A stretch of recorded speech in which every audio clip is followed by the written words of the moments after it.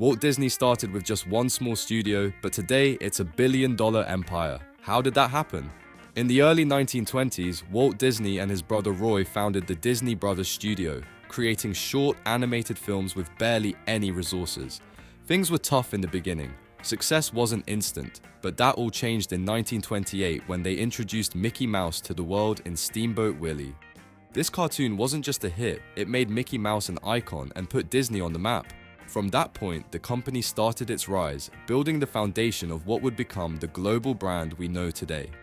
But how did a small cartoon studio grow into the massive powerhouse we see now? That's what we're about to explore. After Mickey Mouse's huge success, Walt Disney didn't stop with cartoons. He had a much bigger vision for his studio.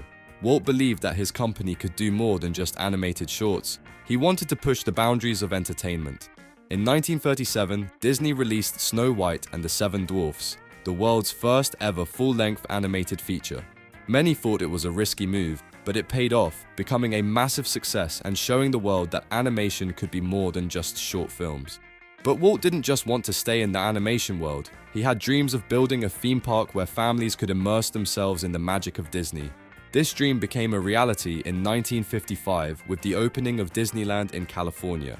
It wasn't just any amusement park, it was a whole new experience where Disney's creations came to life. Walt's vision to expand Disney beyond just cartoons started to shape what the company would eventually become. Now, Disney wasn't just a cartoon studio, it was a multifaceted entertainment company. Following World War II, the Disney company began to expand and diversify even further. The post-war period was a time of great growth for the company, but it also came with its challenges. Audiences were changing and Disney needed to keep up. Rather than sticking solely to animated films, the company decided to branch out into live-action movies, documentaries, and television. In 1950, Disney's first live-action film, Treasure Island, was released, marking a new chapter in the company's history. It was clear that Disney was ready to take on more than just cartoons. Television also became a major focus for Disney during this time. The company launched its first TV show, Disneyland, in 1954. This was a smart move as it not only introduced Disney's content to a wider audience, but also promoted their new theme park Disneyland, which opened a year later. The park itself was a groundbreaking concept. Instead of just rides, it offered a magical experience where visitors could step into the worlds of their favorite Disney characters. It became an instant success. Through these moves into live-action films, TV, and theme parks, Disney was no longer just an animation studio. It was now a full-fledged entertainment empire, setting the stage for even more growth in the years to come. By the late 1980s, Disney hit a bit of a rough patch, with many of their animated films failing to capture the magic of earlier hits. But that changed with the start of the Disney Renaissance era, a period from 1989 to the late 1990s when the studio found new success with its animated films. It all kicked off with The Little Mermaid in 1989. The film was a massive hit, bringing Disney back to its roots in animation and setting the stage for a series of blockbusters that would follow. Movies like Beauty and the Beast, Aladdin, and The Lion King became cultural phenomena, re-establishing Disney as the king of animation. These films weren't just popular with kids, they connected with adults too, thanks to their strong storytelling, unforgettable music, and iconic characters. This period was a turning point for the company, proving that Disney still had what it took to dominate the entertainment industry.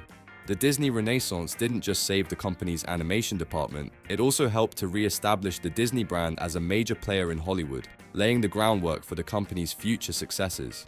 As Disney grew, they didn't just rely on their own content, they made some major acquisitions that completely changed the game for the company.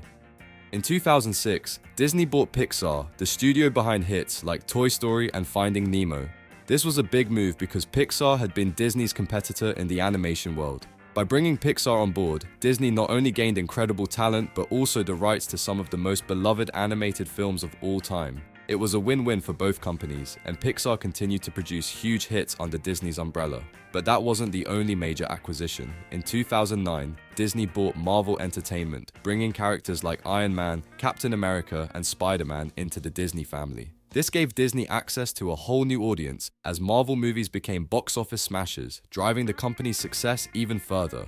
Then, in 2012, Disney made another huge deal, purchasing Lucasfilm, the studio behind Star Wars. With this acquisition, Disney secured one of the most iconic movie franchises in history. These purchases allowed Disney to dominate not just animation, but live-action films, TV shows, and merchandise. The combination of Disney's original content with Pixar, Marvel, and Star Wars made the company a true entertainment giant and allowed it to take its place at the top of the industry. In recent years, Disney has adapted to the changing media landscape by entering the world of streaming. In 2019, they launched Disney Plus, their own streaming service. This was a huge move as it allowed Disney to directly compete with platforms like Netflix and Hulu. Disney Plus became an instant success thanks to its massive library of content, which includes Disney classics, Marvel movies, Star Wars, Pixar films, and new original series. Shows like The Mandalorian became cultural hits, proving that Disney could dominate in the digital space just as they did in theaters. Meanwhile, Disney also continued to grow its theme park empire. Parks like Disneyland and Disney World have always been massive tourist attractions, but Disney kept expanding. New attractions like Star Wars, Galaxy's Edge brought in even more visitors, offering fans the chance to immerse themselves in the worlds of their favorite movies. Additionally, Disney opened parks in new locations, like Shanghai, further expanding their global presence. Between the success of Disney Plus and the ongoing growth of their theme parks, Disney has shown that they're always evolving to stay on top in the entertainment world. Disney is now valued at over $150 billion, thanks in part to Disney Plus, blockbuster films, and worldwide theme parks. From its humble beginnings, Disney has become a true financial powerhouse. Looking ahead, Disney shows no signs of slowing down. With more movies, shows, and expansions planned, the company continues to innovate and evolve. Disney Plus will likely play a huge role in its future as more people shift to streaming for entertainment. If you enjoyed learning about Disney's journey from a small studio to a billion-dollar empire, don't forget to like this video and subscribe for more content on history and major milestones in entertainment.